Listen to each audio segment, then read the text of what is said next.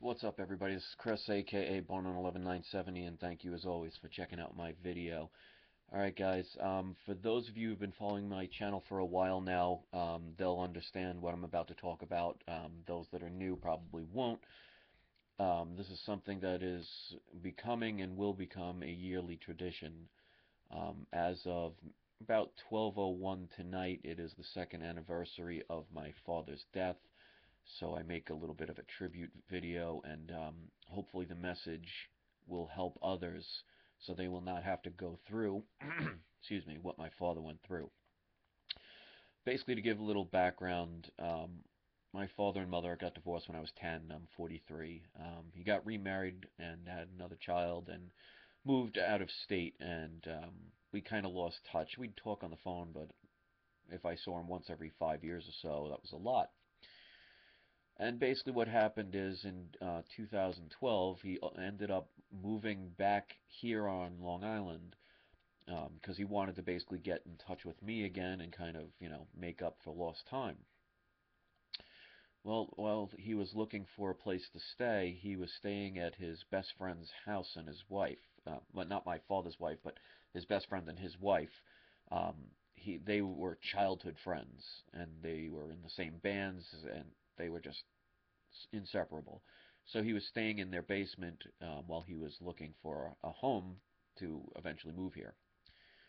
And I only got to see him once. He actually came to one of the places where I DJ'd, and he was here for a couple of months, and I just never visited him, even though he was now probably 5 minutes away. I guess it's just old habit. You just used to it. But ultimately, what happened is on midnight of April 27th of 2012.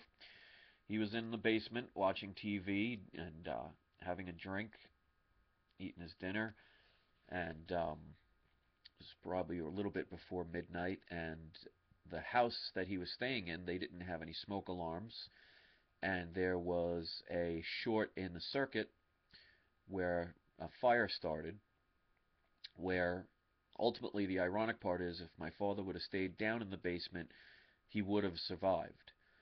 But the smoke was so bad, and I guess the two people, Doug and Barbara, that was his friends and his friend's wife, they died in their sleep.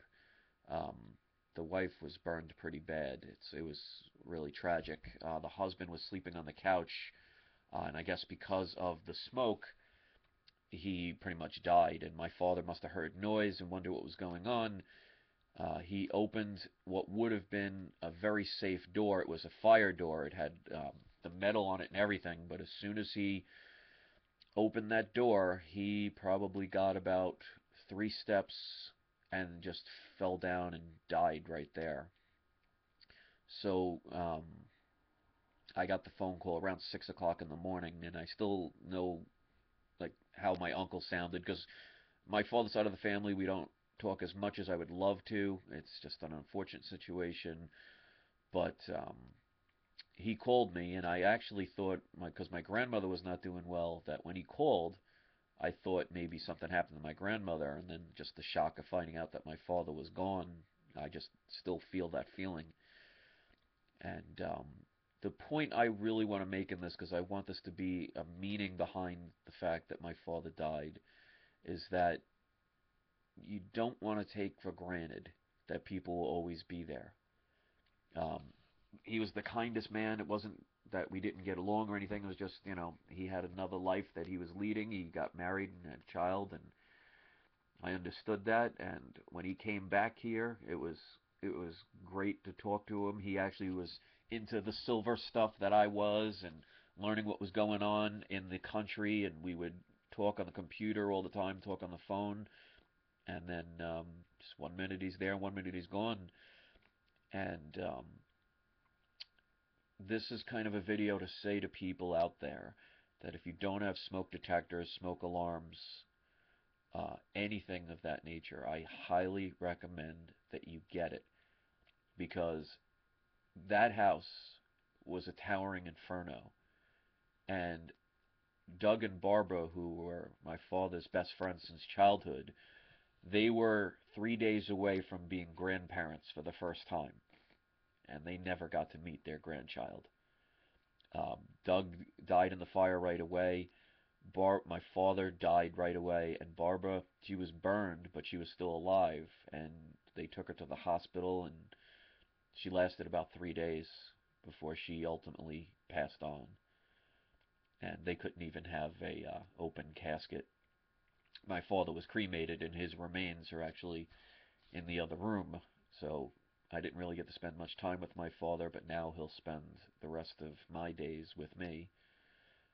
But this message is not meant to make everybody sad. It's just to make you think about how life is precious and how your loved ones are there and you take it for granted.